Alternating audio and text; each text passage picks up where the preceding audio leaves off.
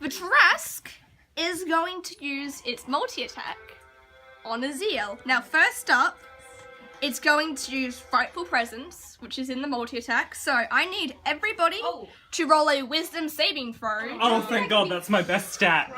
And I have proficiency in it. You can't be frightened. I gotta check something. Oh no! Because of a feat I took, I can't be frightened. I got a 9. Okay. You can't? You're fine then. Clover, on the other hand. 13 plus 4. 13 plus 10, actually. Clover's a 23. boy. You saved. I got a 9. No. You can't. 12. No. You can't make the cleric scared. It throws its arms back and roars at all of you. Its claws and body seeming to pulse with the sheer power falling off of it. Caesar, you realize in this moment this is harder than any creature you've faced. You've faced dragons, you've faced chimeras, you've faced nearly everything you can think of, but this thing towers above them all, and in that moment you are petrified of it.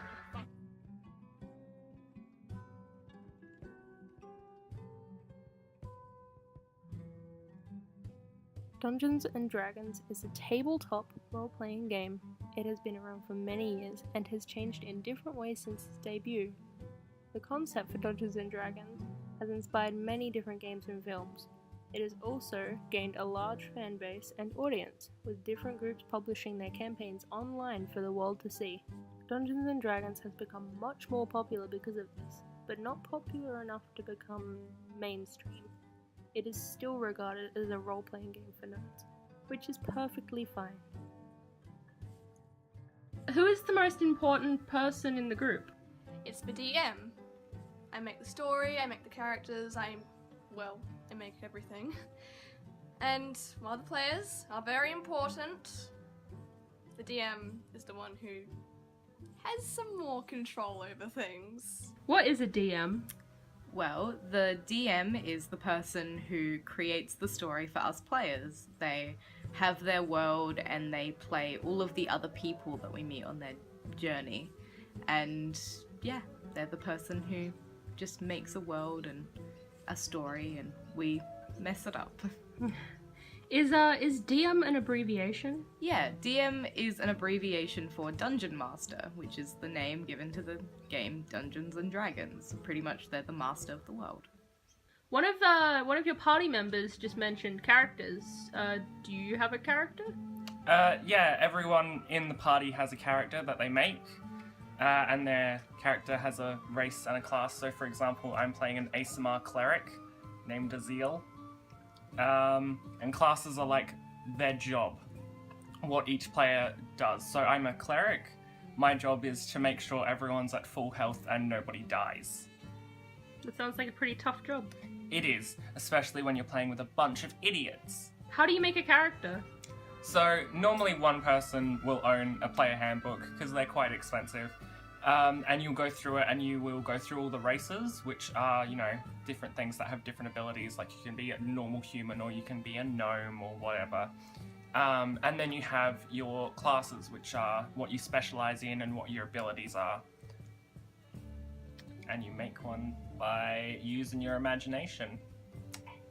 What are the aspects to a character? Well, there are your race and your class, which were already explained, but there's a load of other stuff.